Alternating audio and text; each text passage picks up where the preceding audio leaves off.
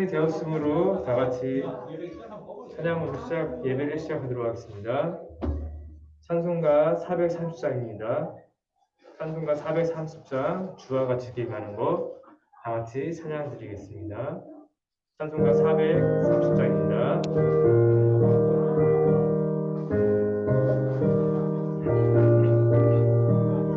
주와 같이 길 가는 것 즐거운 일 아닌가. 우리 주님 걸어가신 발자취를 밟겠네. 한 걸음 한 걸음 주 예수와 함께 날마다 우리 걸어가리. 어린아이 같은 우리 미련하고 약하나 주의 손에 이끌리어 생명길로 가겠네. 한 걸음 한 걸음 주 예수와 함께 날마다 우리 걸어가리. 꽃이 피는 들판이나 험한 골짜기라도 주가 인도하는 대로 주와 같이 가겠네. 한 걸음 한 걸음 주 예수와 함께 날마다 우리 걸어가리. 옛 선지자의 녹같이 우리들도 천국에 들어올라갈 때까지 주와 같이 걷겠네. 한 걸음 한 걸음 주 예수와 함께 날마다 우리 걸어가리. 다음에 찬송가 337장입니다. 337장 내 모든 시험 무거운 짐을.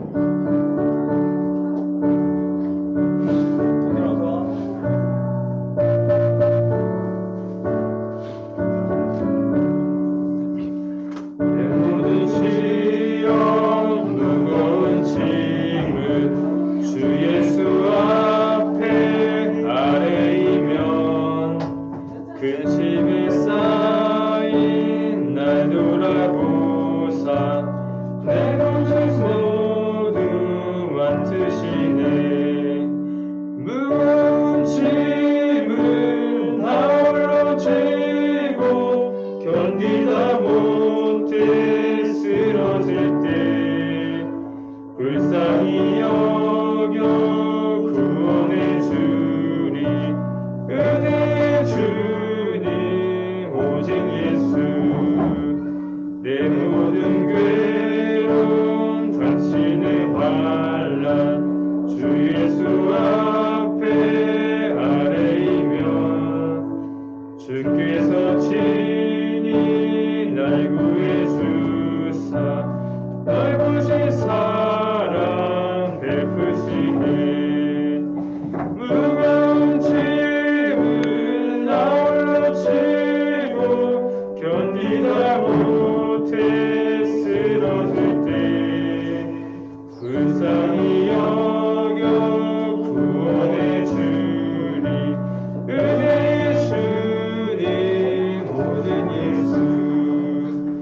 내 짐이 점점 무거워질 때 주 예수 앞에 아뢰이며 주께서 친히 날 구해 주라.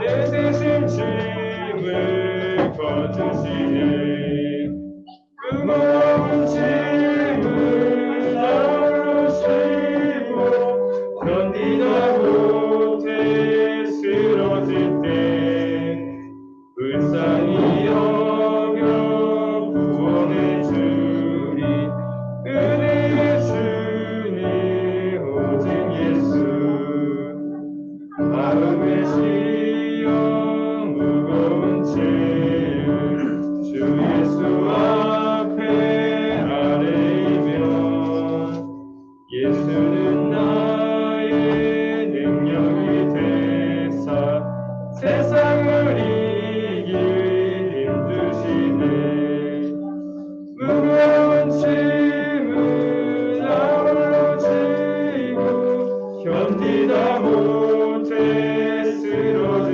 때 불쌍히 여겨 구원해 주리 은혜의 주님 오직 예수. 네, 은혜의 주님 바라보며 이 시간 예배를 위해서 말씀 전하신 담임 목사님께서 말씀 듣는 저희들의 마음과 생각을 주님 온전히 집중할 수 있게 해달라고 다 같이 기도로 나아가겠습니다.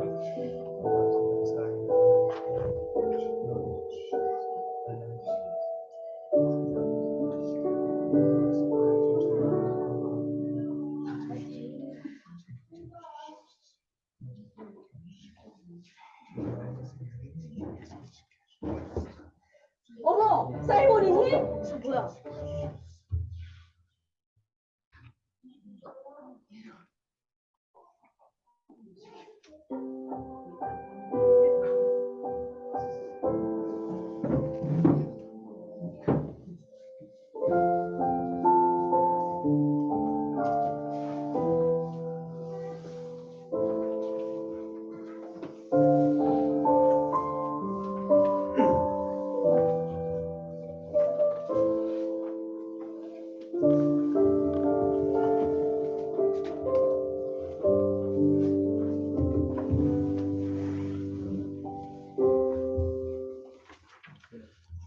너희 의인들아 여호와를 즐거워하라.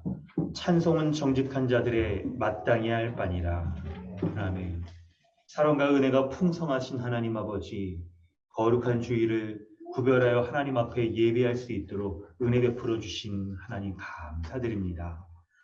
이 시간 주의 성령으로 말미암아 죄인된 자가 하나님 앞에 나아갈 수 없고 예배할 수 없었는데 우리를 주의 은혜로 주의 성령으로 말미암아 주의 말씀 밝히 알고 그 말씀을 믿고 순종하는 하나님 나라 거룩한 백성 삼아 주셔서 예배로 하나님 앞에 나아가게 하시고 예배 가운데 하나님의 은혜를 누리게 하시며 그리고 그 말씀에 순종하며 살아갈 수 있는 거룩한 주의 백성 삼아 주신 은혜 감사드립니다. 이러한 하나님의 은혜를 마음껏 기뻐하고 감사하며 그리고 우리 마음에 깊이 새기는 오늘 이 예배 되게 하여 주시옵소서. 감사드리며 예수님의 이름으로 기도드립니다. 아멘. 찬송가 27장 함께 찬양합니다.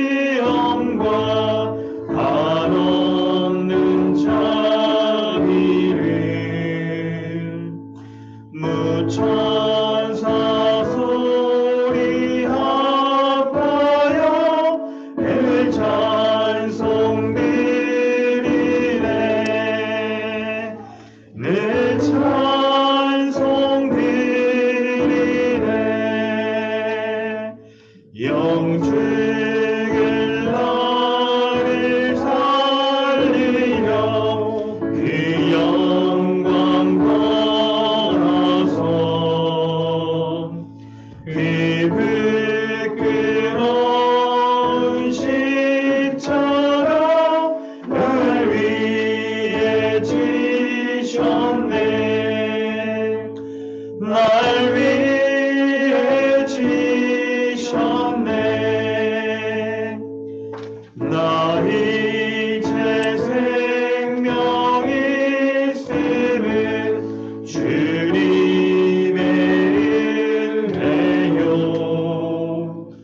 저 사망 권세에 이르니 큰 기쁨 넘치네 큰 기쁨 넘치네 주님의 보좌 있는데 전한 몸 이르러 그 영광 몸소에 올 때 그 기쁨 넘치리 내 기쁨 넘치리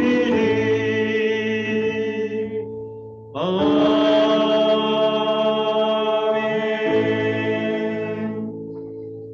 주보를 참고하셔서 사도신경으로 신앙을 고백하고 주기도문으로 기도하겠습니다.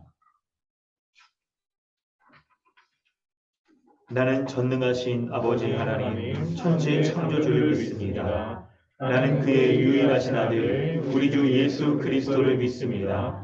그는 성령으로 잉태되어 동정녀 마리아에게서 나시고 본디오 빌라도에게 고난을 받아 십자가에 못 박혀 죽으시고 장사된 지 사흘 만에 죽은 자 가운데서 다시 살아나셨으며 하늘에 오르시어 전능하신 아버지 하나님 우편에 앉아 계시다가 거기로부터 살아있는 자와 죽은 자를 심판하러 오십니다. 나는 성령을 믿으며 거룩한 공교회와 성도의 교제와 죄를 용서받는 것과 몸의 부활과 영생을 믿습니다. 아멘. 하늘에 계신 우리 아버지여 이름이 거룩히 여김을 받으시오며 나라가 임하시오며 뜻이 하늘에서 이루어지는 것 같이 땅에서도 이루어지이다. 오늘 우리에게 일용할 양식을 주시옵고 우리가 우리에게 죄 지은 자를 사하여 준 것 같이 우리의 죄를 사하여 주시옵고 우리를 시험에 들게 하지 마시옵고 다만 악에서 구하옵시옵소서. 나라와 권세와 영광이 아버지께 영원히 시사옵나이다. 아멘. 하이데베르그 교리문답은 122문답입니다. 주기도문에 관하여 첫째 간구는 무엇입니까? 이름이 거룩히 여김을 받으시옵소서로 이러한 간구입니다. 무엇보다도 먼저 우리로 하여금 주님을 바르게 알게 하여 주십시오. 주께서 행하시는 모든 일에서 주님을 거룩히 여기고 경배하고 찬송하게 하옵소서. 주께서 행하시는 일에는 주님의 전능과 지혜와 선하심과 의와 자비와 진리가 환히 빛나옵나이다. 또한 우리의 모든 삶을 지도하시고 우리의 생각과 말과 행동을 주장하셔서 주님의 이름이 우리 때문에 더럽혀지지 않고 오히려 영예롭게 되고 찬양스럽게 하옵소서. 아멘. 이 시간 우리 함께 기도하길 원합니다. 하나님께서 예배의 순서 가운데 두게 하신 죄의 고백의 순서는 우리로 하여금 하나님 앞에 예배할 때 참으로 우리 주 예수 그리스도께서 우리를 위하여 십자가에 대신 죽으심으로 말미암아 의롭고 거룩한 자로 삼아주신 그 은혜를 붙잡고 예배할 뿐만 아니라 우리가 살아가도록 하기 위함입니다. 우리 자신의 모습을 돌아볼 때 예수 십자가의 그 은혜가 아니었으면 하나님을 알지도 못하고 도리어 하나님을 대적하여 심판을 받아 죽을 수밖에 없었던 자이며 이 세상을 살아가는 우리의 삶도 참으로 우리의 영혼이 죽어 그 죽음 가운데 살아갈 수 없는 밖에 없는 그런 비참한 그런 존재였음을 기억하게 하시며 오직 이런 삶에서 우리가 해방될 수 있는 것은 자유롭게 될 수 있는 것은 우리 주 예수 그리스도가 죄인의 모든 죄를 담당하여 십자가에 죽으신 그 은혜를 믿는 믿음으로 예배할 때 우리로 하여금 의롭고 거룩한 자 삼아주심으로 그 은혜로 말미암아 주시는 모든 복락의 은혜를 누림으로 우리가 하나님 앞에 거룩한 자로 서서 이렇게 예배하며 우리의 삶에서도 의롭고 거룩한 자의 삶의 면모가 삶의 열매가 우리의 삶 가운데 가득 드러날 것입니다. 이런 복음을 우리가 믿을지인데 우리의 삶을 돌아보아 한 주간의 우리의 삶 가운데서 이런 하나님의 베풀어 주신 은혜에 합당치 못한 모습들이 있거든 우리로 하여금 이미 십자가에 못 박은 그 옛사람의 모습을 더 이상 쫓지 아니하고 우리를 이미 새 사람 되게 하신 그 은혜를 구하며 날마다 마음이 새롭게 되어지고 예배하며 주의 은혜를 구하고 주의 은혜를 덧입어서 살아갈 수 있는 그런 존재 될 수 있게 달라고 우리에게 은혜 베풀어 달라고 기도하길 원합니다. 믿음 달라고 기도하십시오. 믿음으로 말미암아 의롭게 하신 그 은혜를 날마다 붙잡으며 살아갈 수 있는 하늘의 담대함과 지혜와 능력 더하게 달라고 기도하십시오. 우리의 모습을 돌아보아 이런 십자가의 은혜 합당하지 모든 모습들을 주님 앞에 낱낱이 죄로 고백하고 그 은혜를 덧입어 사죄의 은혜를 오늘 덧입는 그런 기도드리기를 원합니다. 함께 기도하겠습니다. 하나님 아버지, 주의 은혜를 구합니다. 예수 십자가의 그 은혜의 그 살아갈 수밖에 없는 그런 삶을 고백합니다. 날마다 은혜 가운데 살아가게 되게 하십니다.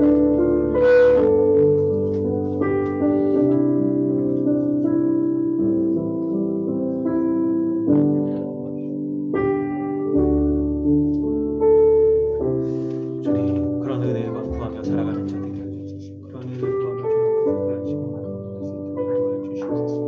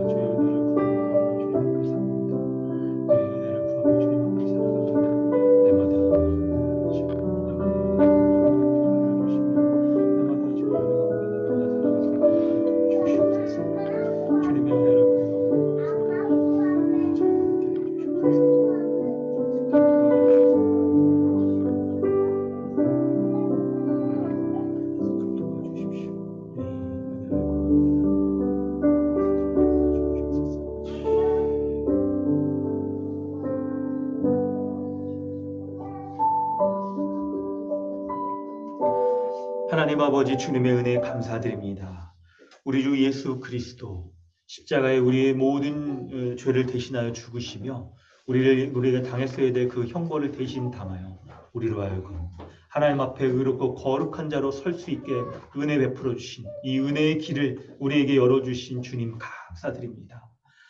그 주님의 은혜로 말미암아 하나님 앞에 나아가 이렇게 예배하고 하나님의 은혜를 구하며 살아갈 수 있는 자 우리를 불러주시니 감사드립니다. 날마다 그 은혜 가운데 살게 하여 주시오니 오늘 이 예배 가운데 참으로 죄인된 자가 도무지 하나님 앞에 예배할 수 없었던 그 예배, 하나님의 은혜의 존전 앞에 나아가 그 거룩하신 하나님의 이름을 부르며 그 은혜 가운데 살아가는 그런 참된 예배 드리는 이 시간 될 수 있길 원하오니 주여 성령으로 말미암아 우리 가운데 주의 말씀으로 참된 진리를 깨닫게 하여 주시옵소서. 우리 지각이 열리게 하여 주시옵소서. 우리 마음에 참으로 답답하고 눌린 모든 것들이 온전케 되는 것이 그 은혜를 베풀어 주셔서 우리로 하여금 하나님 앞에 참된 예배, 하늘의 예배를 드림으로 말미암아 그 거룩하신 하나님과 더불어 하나님 우리가 살아가기 합당한 의인으로서의 모든 면모들을 온전히 갖추는 예배 되게 하여 주시고 그렇게 베풀어 주시는 은혜로 말미암아 힘껏 살아갈 수 있는 그런 위로부터 힘주시는 예배 될 수 있도록 은혜 더하여 주시옵소서. 주님 감사드리며 예수 그리스도의 이름으로 기도드립니다. 찬송가 327장 찬양한 후에 신규진 형제님 기도해 주십니다.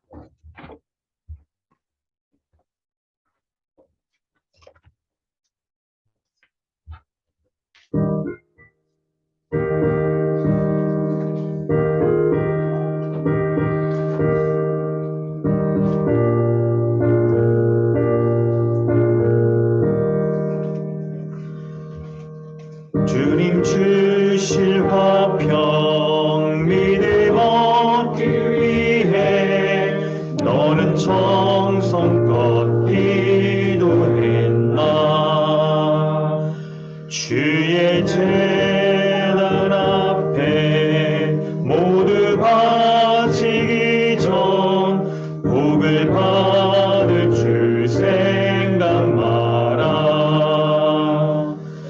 주의 제단에 한 제사를 이루에 주 내 맘을 주장하리.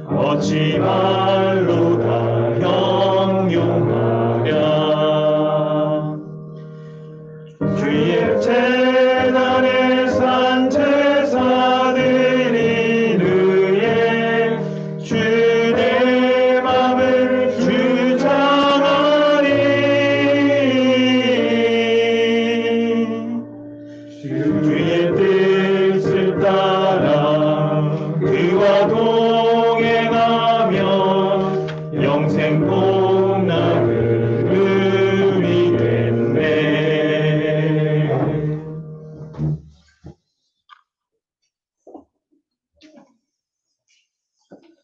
다 함께 기도드리겠습니다. 우리를 이 자리에 교회로 불러주시고 참된 안식과 구원을 베풀어 주시는 데 감사드립니다. 하나님께서는 우리에게 풍성한 복을 주시려고 하나님 나라를 창조하셨지만 우리는 불순종함으로 그의 통치를 거부하였습니다. 우리는 이러한 불순종의 결과로 그 형벌을 받아야 하지만 하나님께서는 우리를 내버려 두시지 않으시고 그의 아들을 이 땅에 보내시어 화목제물로 우리의 죄를 속량하심으로 하나님의 공의로우심을 드러내셨습니다. 죄악 가운데 우리를 택하여 우리의 삶에 그의 성실하신 의지를 믿음의 방법으로 구원을 확정해 주셨습니다. 그러나 우리는 여전히 죄악된 세상 가운데 있으며 여전히 죄를 짓고 있음을 고백합니다. 주님, 이러한 나약함을 긍휼히 여겨주시고 우리가 그리스도로 옷 입고 있다는 사실을 항상 기억하며 살게 하여 주시기 원합니다. 주님은 부활 승천하시어 우리의 주님이 되시고 성령님을 보내시어 우리를 그리스도와 연합하게 하셨습니다. 또한 그리스도와 연합된 지체들이 하나님 나라의 공동체인 교회로 모이게 하시어 각자 가진 은사로 서로 섬기며 한 몸이 되게 하셨습니다. 우리에게 이러한 하나님 나라의 복을 이 땅의 교회를 통해 풍성히 누리게 하여 주심을 감사드립니다. 강동 주님의 교회를 위해 기도드립니다. 우리의 교회가 말씀의 바른 선포, 성례의 합당한 집행, 권증의 신실한 시행을 가지고 있는 참된 교회로 성장할 수 있게 원합니다. 또한 이러한 참된 교회를 통해 우리가 주님의 머리 대신 강동 주님의 교회를 통해 모든 지체들이 하나님 나라의 풍성한 복을 누릴 수 있도록 하여 주시옵소서. 또한 예배의 토수를 위해 주님께서 예배하여 주시고 이를 위해 우리가 한 마음으로 기도하게 하여 주시기 원합니다. 강동 주님의 교회 이지상 목사님을 위해 기도합니다. 말씀의 바른 선포를 위해 목사님이 말씀 연구에 힘쓰고 이를 위해 건강한 마음과 몸이 유지할 수 있도록 해주시기 원합니다.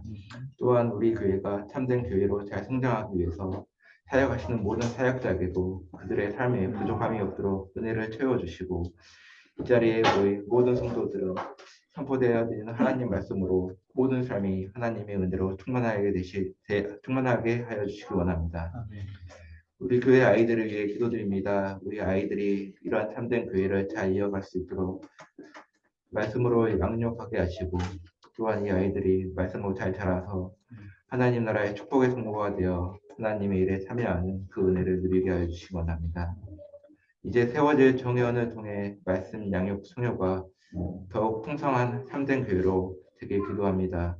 우리 교회가 참된 교회로 이 세상에서 주님 오시는 그날까지 이곳에서 모든 지체들이 평안을 누리게 하여 주시기 원하고 기도드립니다. 이미 우리에게 주신 복음의 은혜의 풍성함과 그 은혜에 대한 합당한 감사로 평안과 안식을 누리게 하여 주시기 원하며 예수님 이름으로 기도드립니다. 아멘.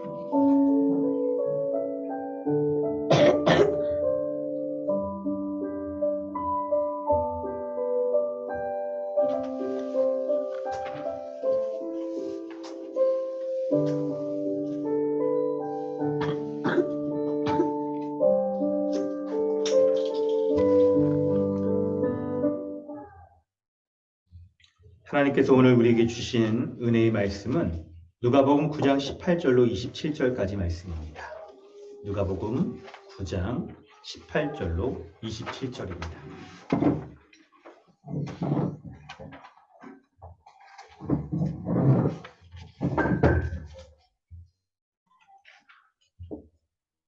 공독하겠습니다.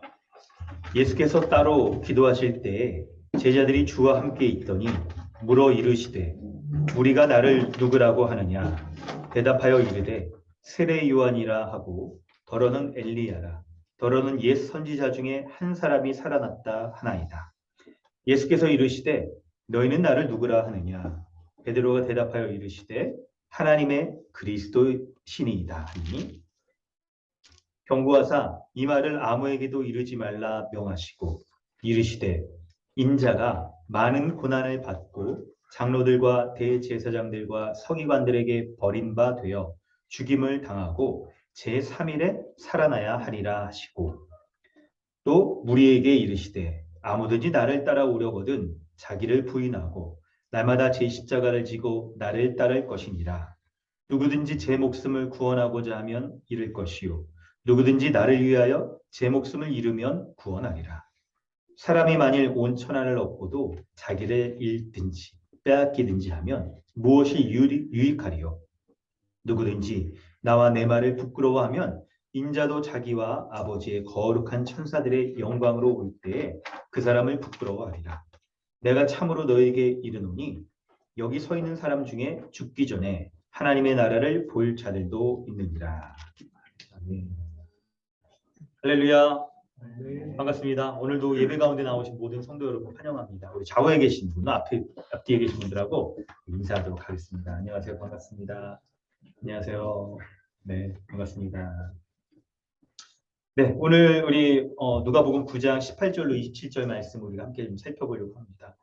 오늘 말씀은 예수님의 제자들에게 이 십자가의 길을 걸어갈 것에 대해서 말씀하시는 겁니다. 그리고 특별히 오늘 본문을 볼 때 이 본문을 보면서 우리는 이 예수님이 가신 그 길을 따르는 제자, 그래서 이제 그런 말을 좀 축약해서 제자도라고 그렇게 얘기를 하죠. 여러분 제자도 혹은 제자 훈련이라는 그런 말을 좀 들어보셨나요? 한때 한국 교회에서 제자 훈련이 굉장히 유행을 이렇게 이슈였고 유행하던 때가 있었습니다. 혹시 이렇게 제자 훈련 받아보신 분 있으시죠? 이제 그런 분들은 조금 이제 나이가 있으신 분들일 것 같은데 요즘은 잘 제자 훈련하는 교회가 있긴 있어요. 근데 막 유행처럼 예전에 했던 것처럼 그렇게 막 붐이 되어서 하지는 않는 상황들이죠. 그런데 이제 우리가 좀 이렇게 생각해 볼 건 이 제자 훈련이라는 게 이렇게 유행처럼 예전에 이렇게 많이 하고 그렇죠. 이게 오카노 목사님 사랑의 교회 그분 이제 생전에 계실 때 굉장히 많이 하고 그랬었잖아요. 이렇게 유행처럼 이렇게 지나가 버릴 만한 그런 것이냐에 대해서는 우리가 생각을 좀 해봐야 돼요. 이게 뭐 어느 한 교회의 교육 프로그램으로 우리가 생각할 때는 그런 건 유행처럼 이렇게 지나가고 새로운 방식으로 뭔가를 가르치는 건 있을 수 있어요. 그런데 이제 거기에서 추구하는 이 있죠. 제자로서의 삶. 제자가 어떤 삶을 살아야 되는지 이런 걸 말하는 그 내용들은 혹시 여러분 유행이 지났다고 해서 그건 좀 고리타분한 거 아니냐 이렇게 생각하지 마시고 우리가 오늘날도 좀 요즘 레트로 열풍도 있잖아요, 여러분. 그러니까 옛날 거 이게 좀 우리가 더 받아서 좋은 것도 취하는 게 좀 좋을 것 같아요. 그럴 때 우리가 좀 생각해봐야 될 게 이게 유행처럼 이렇게 딱 막 제자 훈련이 막 너도 나도 교회들에서 이렇게 하다가 요즘 좀 잘 안 하는 그런 이유들이 뭐겠느냐 생각할 때 제자 훈련이라는 거에 대해서 그 본질적인 아주 실체 이런 것들은 잘 모르고 너도 나도 제자 훈련 하니까 우리 그냥 우리도 하자 이런 방식으로 한다면 그게 쉽게 끌어올랐다가 또 이렇게 탁 꺼져버리는 일이 생겼을 거예요. 그럴 때 여러분 오늘 본문을 보면서 우리가 이제 제자로서의 삶에 제자도의 본질이 무엇인가 하는 것들을 우리가 잘 아는 게 필요할 거예요. 오늘 본문을 보면서 우리 있죠? 가장 핵심적인 건 이겁니다. 예수님이 가신 그 길을 따르는 제자로서의 삶의 모습, 제자도란 무엇인가에 대해서 오늘 우리가 살펴보려고 합니다. 먼저 18절부터 20절까지 말씀을 좀 보겠는데요.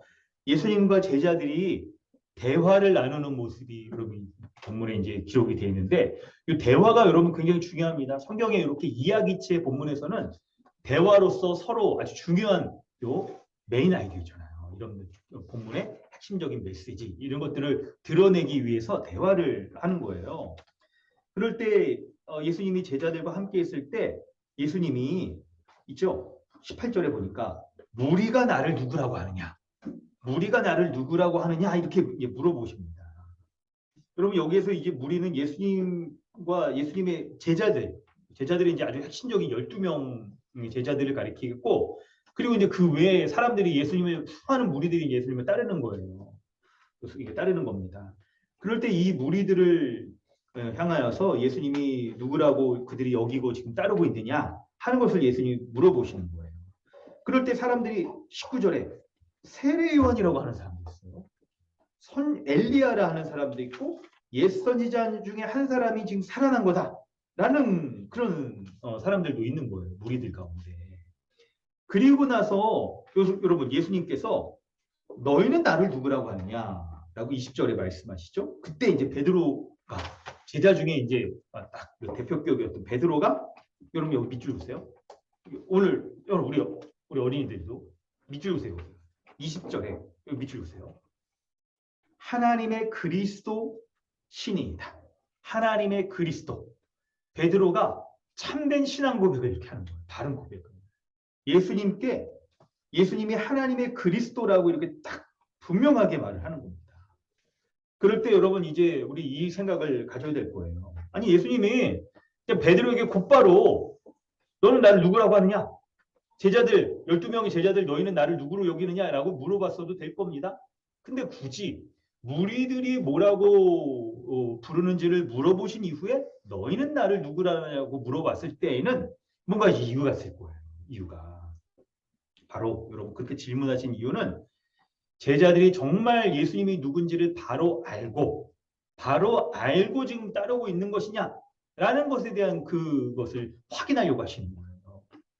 일반적으로 예수님을 이렇게 따르는 무리들은요, 그럴 거예요. 여러분 세례 요한이 막 요단강에서 죄사함의 세례를 베풀고 엘리야나 이런 사람들은 굉장한 권능을 행했던 사람들이잖아요. 여러분 아시죠? 엘리야가 알죠? 뭐 이렇게 병거 나오고 막 그렇지 않았습니까?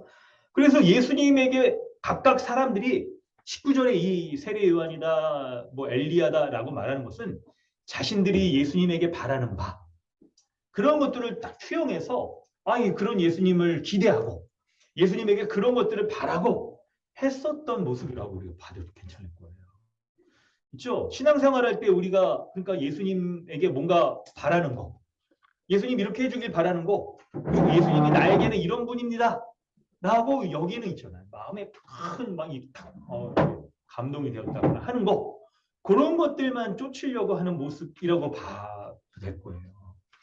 그럴 때 여러분 그런 거 좋습니다. 예수님이 있죠. 그분이 가지신 여러 면들 중에 하나 면일 수 있을 거예요. 그런데 사람들이 뭔가 예수님이 누구신지에 대한 바른 정체성을 알지 못하고 자신들이 원하는 예수님을 이렇게 쫓는다고 한다면 그게 바른 신앙을 갖기가 어려울 수가 있어요. 바른 신앙을 갖기가 어려워요. 그렇기 때문에 예수님이 너희는 나를 누구나 하느냐라고 하면서 이 질문을 던지시는 거예요. 이 질문을. 사랑하는 성도 여러분, 오늘 말씀을 이렇게 처음 부분을 이렇게 설명한 이후에 여러분 이 말씀이 오늘 우리에게 지금 하시는 말씀이잖아요. 2000년 전에 예수님의 첫 번째 제자들에게 예수님이 너희는 나를 누구라 하느냐라는 질문을 하셨다면 오늘날 2023년에 예수님의 제자인 우리에게 예수님이 똑같이 이런 질문을 하신다면 여러분은 뭐라고 대답하실까요? 너희는 나를 누구라 하느냐?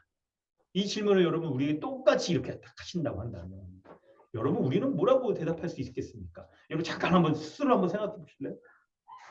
본인이 생각하는 예수님을 누구라고 하겠는가? 이런 생각을 한번 해보세요. 아마도 예수님을 따르는 무리들이 말했던 세례 요한, 엘리야, 옛 선지자 중에 하나와 같은 모습으로 예수님을 여기며 따르는 모습이 우리에게 있을 수도 있을 거예요. 혹시나 여러분 그렇다고 한다면 우리가 제자 중 베드로가 고백한 것처럼 하나님의 그리스도다라고 예수님에 대해서 바르게 알고 고백하는 것과 다르게 자신이 뭔가 신앙생활을 하면서 기독교에 대해서 딱 이게 자기가 생각했던 선입견들이잖아요.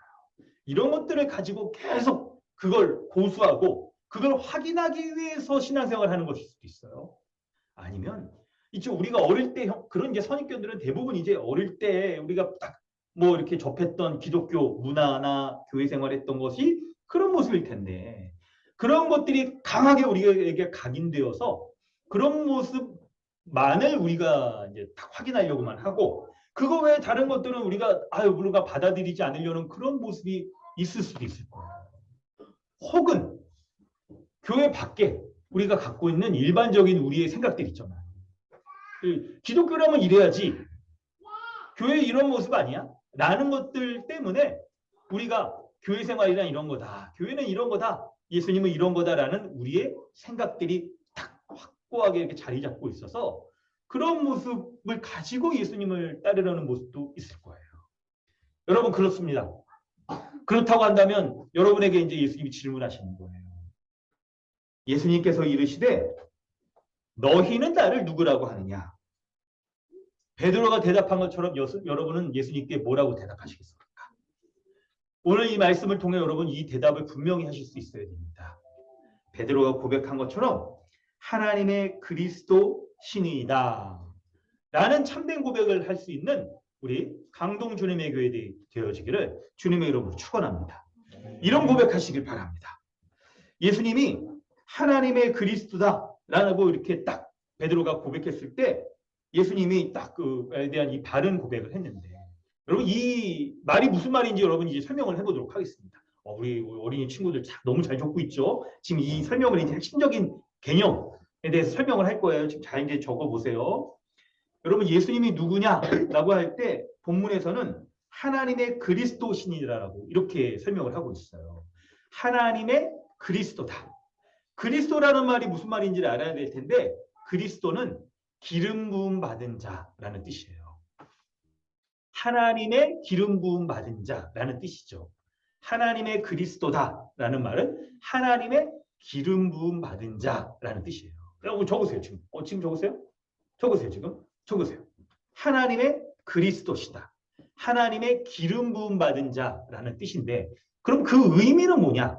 성경에 보면 기름을 부을 때 어떤 경우에 기름을 붓냐면 왕이나 선지자나 이렇게 하나님께 쓰임 받는 이런 사람들 하나님께서 어떤 사람을 하나님의 도구로서 쓰시려고 할 때 기름을 부으시는 거예요. 그래서 예수라는 이 사람에게 하나님이 기름을 부으셔서 하나님의 그리스도, 하나님이 행하시는 이 구원을 이루기 위한 사람으로 하나님이 택하신 거예요. 그래서 예수님을 그리스도라고 부를 때는 바로 예수님이 구원자로서 하나님이 택하신 일을 감당하도록 기름 부음 받은 자, 하나님이 공적으로 인정하신 자라는 거예요. 그래서 하나님 나라의 백성들 삼아주시기 위하여서 예수님을 왕으로 삼아주셔서 예수님을 믿는 자들이 이 죄의 종살이 하던 곳에서 벗어나 바로 예수 그리스도로 말미암아 구원과 자유를 얻으며 하나님 나라 백성 되어 살아갈 수 있도록 하나님께서 딱 정하신 자다라는 것을 지금 말하는 거예요. 이런 의미를 가지고 하나님의 그리스도라는 고백을 할 때 그것이 참된 고백인 거예요. 예수님이 그런 고백, 베드로가 한 이 참된 신앙의 고백을 지금 다 귀하게 여기시는 거예요. 이걸 귀하게 여기시는 겁니다. 여러분, 지금 예수님이 하나님의 그리스도다라는 바른 고백을 해야 된다는 말씀을 드렸는데 왜 바른 고백을 해야 되느냐라는 설명을 조금 더 해볼게요. 우리 이제 오늘 어린 친구들도 있으니까 이름을 부른다는 의미가 뭔지 이걸 한번 적어볼래요? 이름을 부른다는 의미가 뭘까요, 여러분? 지금 예수님을 향하여서 베드로가 예수님이 하나님의 그리스도다라고 이렇게 딱 불렀잖아요. 그럴 때 성경에서 여러분 이름을 부른다는 의미는 세 가지의 의미가 있습니다. 이름이란 단어는요. 그 사람의 정체성을 가리켜요. 그 사람이 어떤 존재인지를 드러내는 거예요. 그래서 예수님이 하나님의 그리스도라는 것은 하나님이 세우신 구원자로 기름을 부으셔서 예수 그리스도가 구원을 행하심으로 그분을 믿는 자들이 그 하나님 나라의 구원받은 백성으로 살아간다라는 그분의 존재와 정체성을 드러내주는 거예요. 그리고 이름을 부를 수 있는 것은요. 여러분 그렇죠. 우리 이렇게 모르는 사람에게 이름을 함부로 이렇게 부르고 막 그러지 않잖아요. 그래서 직장 생활할 때도 막 이렇게 직장 생활 하시는 분 알죠? 이렇게 호칭을 주로 부르고 성에다가 그냥 호칭을 부른다거나 이렇게 하지 이름을 풀네임으로 막 이렇게 막 부르고 막 그런 경우에 대부분 뭔가 이렇게 막 혼내거나 약간 이제 그런 감정이 있을 때 그럴 때 막 부르는 거죠. 알죠? 우리 친구들도 엄마가 그냥 우리 보면 막 이렇게 우리 아니 뭐 이하진 이렇게 부르면 막 그러니까 그때는 이제 뭔가 엄마가 화났다는 걸 막 보여주는 거 그런 거 지금 화났다는 게 아니고 예를 들어서 설명하는 거예요. 그런 거잖아요. 그래서 이름을 부른다는 건 그 사람과 내가 관계가 형성되어 있다는 것을 얘기를 하는 거예요. 예수님을 하나님의 그리스도라고 딱 여길 수 있는 그런 관계가 형성되어 있다는 것을 얘기를 하는 거예요. 그렇지 않은 사람들은 이름을 부를 수가 없어요. 왜 그러냐면 성경에서는 하나님이 하나님의 백성 외에는 하나님의 이름을 알려주시지 않는다라고. 그게 계시하여 드러내어 주시지 않았습니다. 그래서 하나님을 믿지 않는 이방 민족들에게는 하나님이 어떤 분이신지 그분의 이름을 알려주지 않아요. 성경에 예수님이 하나님이 이 이스라엘 백성에게 하나님이 어떤 분이신지 여호와시다, 여호와 뭐 이게 니시, 여호와 있잖아요, 샬롬 등등의 이름을 알려주시는 것은 하나님이 어떤 존재이신지 그리고 이름을 알려주는 그 대상을 하나님의 백성 삼아주시는 관계 가운데 있기 때문에 이름을 알려주시는 거예요. 바로 예수님을 하나님의 그리스도라고 부를 때도 이 이름을 부를 수 있는 이 사람들이 바로 예수님과의 아주 밀접한 관계, 어떤 관계? 스승과 제자의 관계이기 때문에 이걸 알려주시는 거예요. 그리고 세 번째는 바로 이 이름을 부르는 자기 자신이 누군지, 이 이름을 부르는 예수님으로 말미암아 자기 자신의 정체성에 대해서도 분명히 알 수 있는 거예요. 여러분 우리가 참 그렇잖아요. 사람은 이게 죄인이어서 이 죄성이 우리 가운데 어떤 영향을 미치냐면 지정의의 전 영역에서 우리를 지성도 어둡게 하고 정적으로 우리의 감정도 우리 마음도 이렇게 딱 무디게 하고 그리고 왜곡된 형태로 우리의 감정이 표출되도록 하고 행동도 하나님의 뜻에 따라 행동하지 못하도록 하잖아요. 게다가 이 시대가 더욱더 이 포스트모던 시대에 우리는 내가 누구이며 나는 어떻게 살아가야 되는지 누군지를 알지 못하는 그런 자기의 정체성을 잃어버리는 그런 시대죠. 찾기가 매우 어려워요. 그래서 다른 방식으로 자신을 확인하려고 하죠. 자연 속에 나아가서 자신을 확인하려고 하고 그리고 다른 방식으로 나 아닌 다른 것들로 이렇게 막 채우는 것으로서 자기의 자기됨을 증명해내려고 하는 이런 시대를 살아가고 있어요.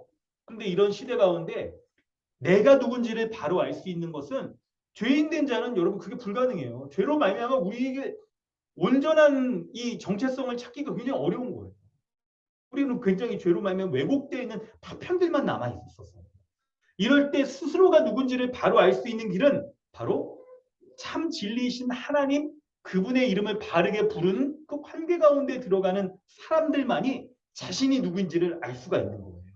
바로 예수님을 하나님의 그리스도라고 부르는 그 관계 가운데 들어간 자들이 자신의 정체성을 비로소 바로 알게 되는데 그게 바로 제자로서의 정체성을 갖는 거예요. 그래서 이 세상을 살아갈 때 우리의 가장 본질적인 이 정체성이 무엇인지를 딱 우리가 안다라고 한다면 여러분 세상의 여러 방식들로 우리는 사람들은 파편적으로 자신의 정체성을 찾으려고 하는데 이런 것들은 여러분 부분적일 뿐이에요. 아주 부분적일 뿐이에요. 아무리 그런 것 가운데 만족을 누린다고 기쁨을 누린다 하더라도 죄인된 자가 누릴 수 있는 최고의 것을 누려도 여러분 신자가 누리는 것에 발꿈치도 쫓아가지 못하는 그런 정도인 거죠. 참된 나를 알 수 있는 것은 바로 예수님과의 온전한 관계, 스승과 제자로서의 관계 가운데 서 있는 자. 내가 예수님이 가신 그 길을 따라가는 제자로서의 자신의 정체성을 가질 때 비로소 내가 누군지를 바로 알 수 있게 되는 거예요. 이런 면에서 이 예수님의 이름을 부른다는 면은 이렇게 유익해요.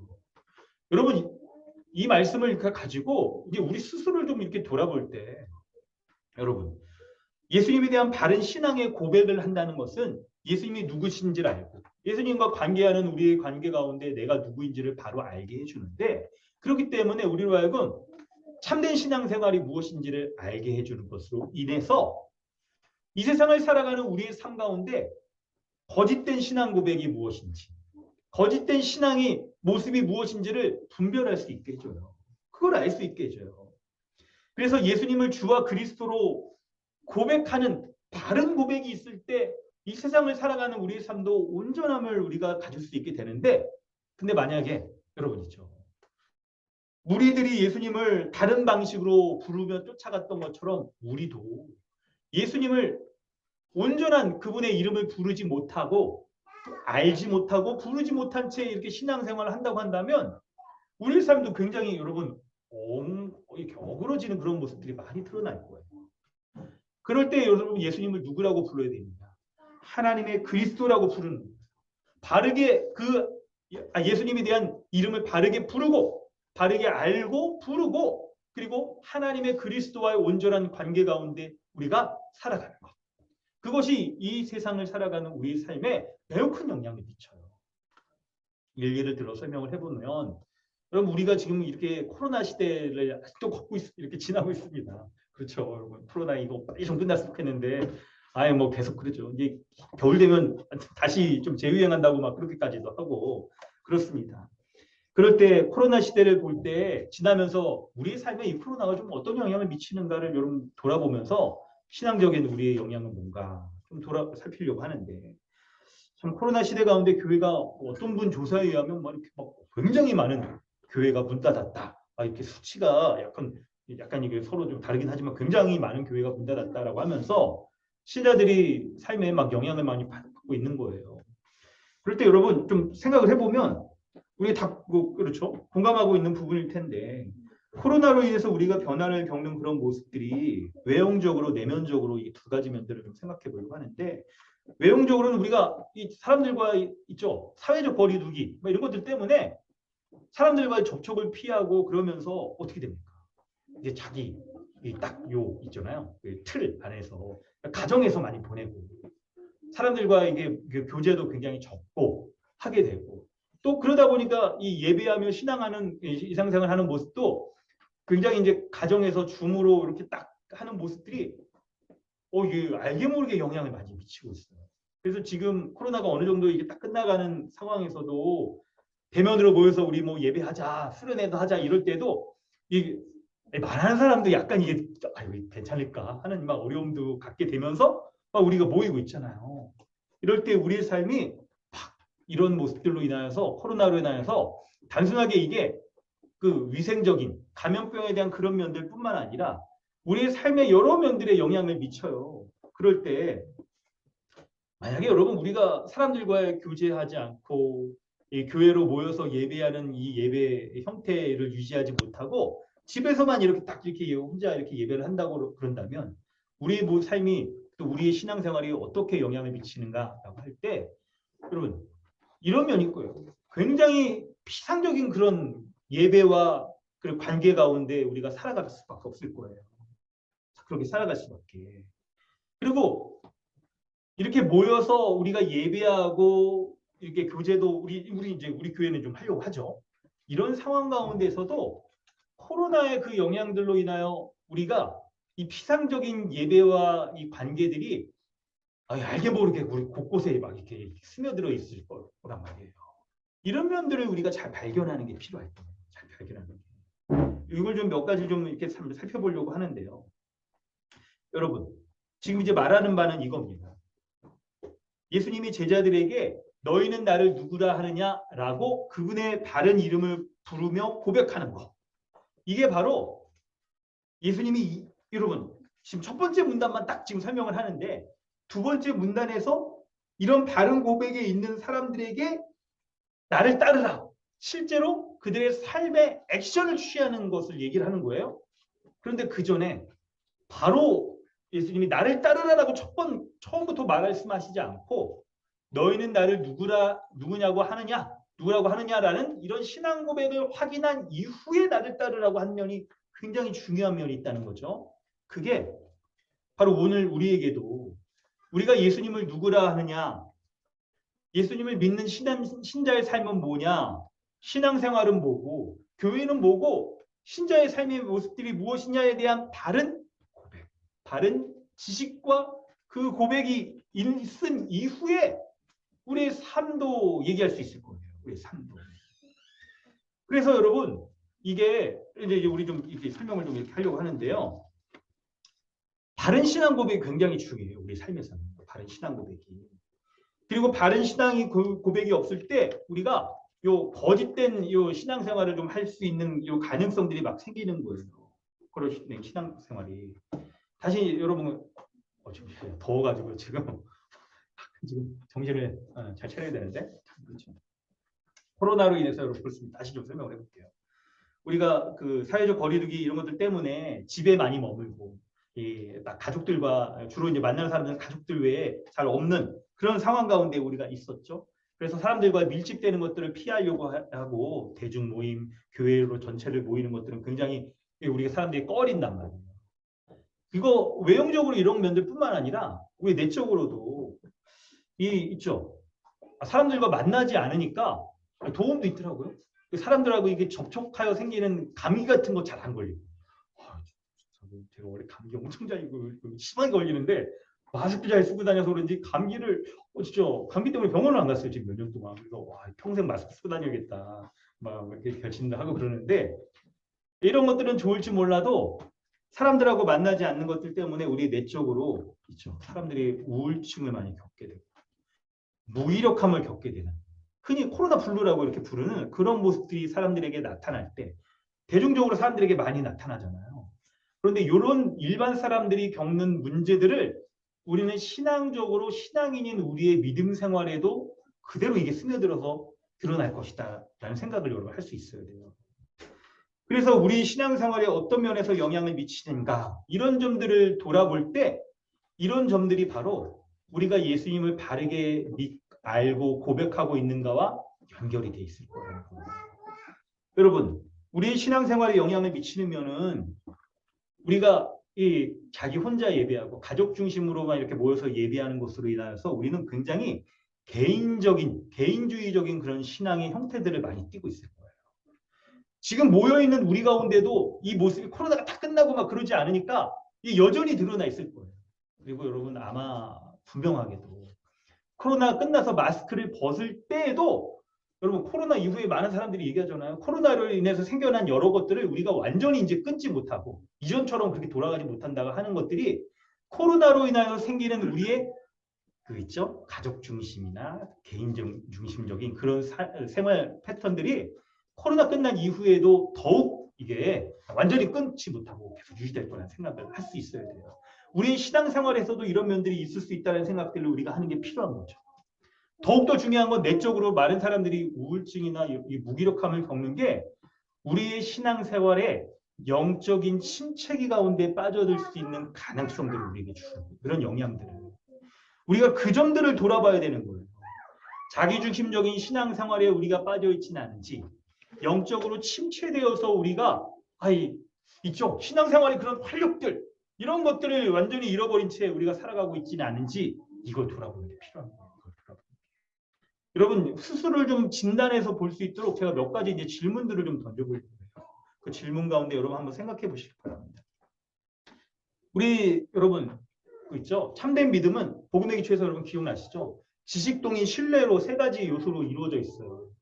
예수님이 누구신지 우리의 구원의 대상인 예수님이 누구시고 그분이 행하신 일이 무엇인지에 대한 바른 지식 그것을 그냥 지적인 것으로만 여기는 게 아니라 참으로 동의하고 실제로 내가 평생 그것을 의지하고 기대며 신뢰하며 살아가는 것 이게 필요한 거죠. 이제 질문을 던져볼 거는 우리 그동안 이제 지난 금요일까지 성경적 교회론 강의를 쭉 했습니다. 우리는 더욱더 이제 정의원도 세우고 그러면서 성경적 교회로 세워가려고 할 때 교회에 대한 이런 참된 믿음을 여러분 갖고 있습니까? 이 세 가지 요소를 가지고 생각을 해보면 교회가 무엇인지에 대한 성경적인 바른 지식이 우리에게 충만히 있는지 분명히 부족하지 않게 있는지 그것을 단지 그건 이론일 뿐이지 현실 속에서 교회는 이상적으로는 그럴지 몰라도 현실 속에서 불가능하지 않아? 라고 하지 않고 그것을 내가 동의하며 참이다라고 진짜 마음으로부터 받아들이고 있는지 그리고 내가 그것을 평생 의지하고 기대며 신뢰하며 교회로서 살아가려고 하는 그 삶에 순종하는 모습이 있는지를 돌아봐야 되는 거예요. 여러분 교회는 종말에 임할 하나님 나라의 현실입니다. 이 세상의 마지막 때 유토피아가 시작돼요. 하나님이 이 세상의 모든 어그러진 것들을 다 온전히 갱신하셔서 이 세상에 죄악된 것들을 다 없애시고 깨끗하게 하셔서 하나님 나라가 이제 이루어지는 거예요. 뭐 있죠. 하나님 나라가 이루어져요. 그래서 종말에 사람들이 이 세상의 모든 사람들이 꿈꾸던 그런 유토피아적인 모든 것들이 하나님 나라가 딱 시작돼요. 그런데 그런 하나님의 나라가 이 세상이 끝나는 시점에 시작되는 것이 아니라 바로 예수 그리스도가 이 땅 가운데 2000년 전에 오셔서 하나님 나라의 복음을 전하심으로 그분의 말씀을 순종하는 그분이 머리로서 다스리시는 그 몸된 교회로 말미암아 시작되어서 종말에 이루어질 하나님 나라의 복들을 이 땅에서도 누리기 시작한 거예요. 부족함이 없이 완성되진 않았어도 충만하게 누리며 살아가는 교회가 세워지게 된 거예요. 그래서 교회적 삶을 살아가는 것으로 말미암아 예수 그리스도 그분이 주시는 충만한 은혜가 우리 삶 가운데 풍성하게 드러나는 거예요. 주님이 모든 사람에게 은사 주셔서 한 몸 한 가족으로서 서로 섬기고 살아가며 살아가는 모든 사람들에게 이 교회에게 예수 그리스도의 풍성한 모든 우주를 온전케 하고 회복케 하는 그 풍성한 은혜들이 교회 가운데 이 한 몸의 지역교회 가운데 드러나게 되는 거예요. 이걸 우리가 정말 믿고 있는가? 이걸 붙잡고 이걸 우리가 이론적인 게 아니라 실제 우리의 삶에 영향을 미치는 참된 진리라는 것을 우리가 동의하고 신뢰하며 우리의 평생 이렇게 살아갈 거야. 주님, 머리 대신 주님의 다스림 가운데 살아가고 그리고 이 한 몸 된 지체들과의 서로의 은사를 사용하여서 섬기고 살아가면서 그리고 교회에 주신 이 목사와 장로의 이 다스림 그리고 집사로서의 섬김 가운데 교회가 온전케 된다는 것을 우리가 평생토록 신뢰하며 그렇게 살아가는가 하는 것들을 여러분이 돌아봐야 되는 거죠. 이런 점들을. 여러분 이런 모습을 우리가 돌아봐야 될 때 지금 이제 여러분 한번 생각을 이제 쭉 해보세요. 할 때 첫 번째 문단에서 우리가 지금까지 이런 설명을 한 것은 예수님에 대한 바른 신앙의 이해와 고백이 이것이 분명하게 있어야 된다. 사람들이 예수님을 쫓는 무리들이 예수님을 자신이 딱 원하는 바 바라는 것들을 구하려고 하는 방식으로 예수님을 따르는 것은 예수님을 따르는 자들의 참된 신앙 고백이 아니라는 거예요. 그때 두 번째 문단으로 넘어가는 거예요. 21절에. 여러분 한번 다 같이 한번 읽어볼까요? 21절부터 23절까지 한번 읽어보겠습니다. 시작. 경고하사 이 말을 아무에게도 이르지 말라. 인자가 많은 고난을 받고 장로들과 대제사장들과 성인들에게 버림받아 죽임을 당하고 제3일에 살아나리라 하시고 또 우리에게 이르시되 아무든지 나를 따라오려거든 자기를 부인하고 날마다 제 십자가를 지고 나를 따를 것이니라. 아멘. 첫 번째 문단에서 베드로가 참된 고백을 하자 이제 예수님께서는 드디어 그리스도로서 자신이 어떤 사역을 하실지 하나님의 그리스도로서 어떤 사역을 하실지를 알려주시는 거예요. 그걸 알려주시는 거예요. 그래서 많은 고난을 받고 장로들과 대제사장에게 버림받아 죽임받고 3일 만에 살아나리라. 그리고 23절에 딱 이런 말씀을 또 하시는 거죠. 23절에 뭐라고 말씀하시냐면 아무든지 나를 따라오려거든 자기를 부인하고 날마다 제 십자가를 지고 나를 따를 것이나 이 말씀 하시는 거예요. 여러분 이 순서를 이제 생각을 해보세요. 예수님이 왜 자신이 그리스도로서 걸어가야 될 이 길을 딱 말씀을 하시고 제자들에게 이제 이렇게 너희도 살아라 라고 말씀하시는지를 생각을 해봐야 됩니다. 먼저는 첫 번째 문단에서 바른 신앙의 고백을 확인한 다음에 이 길을 걸어가라고 말씀하신 것처럼 여러분 예수님에 대한 바른 믿음의 고백 그분이 누구신지에 대한 바른 지식 동의 신뢰하는 딱 그것이 분명하게 돼 있을 때야 비로소 예수님이 걸어가신 그 길을 따라갈 수가 있게 되는 거예요. 이 제자로서의 길을 갈 수가 있게 되는 거예요. 여러분 바로 이런 겁니다. 예수님은 베드로가 하나님의 그리스도라는 바른 고백을 하자 여러분 본문이 뭐를 더 근데 얘기를 하냐면 여러분 우리 본문이 중간중간 이렇게 딱 중간에 들어있는 내용들이 좀 심상치 않은 내용들이 있어요. 21절에도 보면 베드로가 하나님의 그리스도라는 바른 고백을 했을 때 경고하시면서 아무에게도 이걸 말하지 마라. 이런 말을 하신단 말이에요. 아니 딱 그런 고백을 했을 때 그래 너의 바른 고백 됐으니까 이제 십자가의 길을 너도 살아라. 얼마나 여러분이 흐름이 매끄럽습니까 이게. 분위기도 얼마나 좋게요. 근데 그렇게 안 하시는 거예요. 예수님이 그렇게 말씀하시지 않는 거예요. 이게 걸림돌이 있기 때문에 그럴 거예요. 걸림돌. 베드로가 바른 신앙의 고백을 했을 때 예수님은 아무에게도 그걸 말하지 말라라고 명령을 하시는 거예요. 왜 그러냐면 여러분 예수님이 어떤 길을 가시는지에 대해서 그 어떤 삶을 살아야 되는지에 대해서 그것을 알지 못한다고 한다면 예수님이 누구신지 이걸 바로 아는 것 그거 아닐 거야. 그거 아니라는 거예요. 예수님에 대한 바른 신앙 고백, 그분이 누구신지에 대한 바른 지식을 갖는 것은 그분이 살아가신 그 길을 따라가는 신자의 삶과 아주 밀접히 뗄 수 없는 것인데 그런데 여러분 보세요. 예수님을 따르는 무리, 세례 요한이라고 여기는 자들, 엘리야라 여기는 자들, 옛 선지자라고 여기는 자들, 바른 신앙의 고백이 없는 자들이 예수님이 가신 그 길을 따를 수 있을까요? 없을 거예요. 없을 거예요. 그렇기 때문에 예수님이 그분이 그리스도라는 것을 더 이상 많은 사람들에게 알리지 마라. 그렇게 경고를 하시는 거예요. 만약에 여러분 이 경고를 받지 않고 사람들에게 예수님이 그리스도십니다. 이렇게 막 제자들이 막 복음을 전하잖아요. 사람들이 더 많이 몰려들 거예요. 더 많이 몰려들 겁니다. 지금 따르는 무리들보다. 근데 그 무리들은 예수님을 하나님의 그리스도라고 따르는 사람들이 아닐 거예요. 예수님을 따르는 자들은 예수님이 가신 그 십자가 고난의 길까지 따르는 자들이라고 자신이 내가 그렇게 하겠다라고 순종하는 믿음으로 따르는 자들이 아닐 거예요. 그저 예수님이 행하시는 그 놀라운 기적들을 보면서 자신이 뭔가 유익을 얻기 바랍니다. 오병이어의 기적을 통하여 수많은 사람들에게 먹을 거를 해결해주는 그런 사람으로 여기며 예수님을 따를 거예요. 큰 능력을 행하는 선지자로 여기면서 예수님을 따를 거예요. 자신이 갖고 있는 메시아에 대한 그 생각들을 확인시켜줄 그런 예수님으로 여기면서 따를 거란 말이에요. 예수님은 그렇게 따르는 그런 사람들을 참된 믿음을 가진 사람이라고 여기지 않기 때문에 더 이상 그런 사람들에게 알리지 마라 라고 말씀하면서 여러분 그럼 어떤 사람이어야 돼요? 예수님을 따르는 사람들은 어떤 사람이 돼요?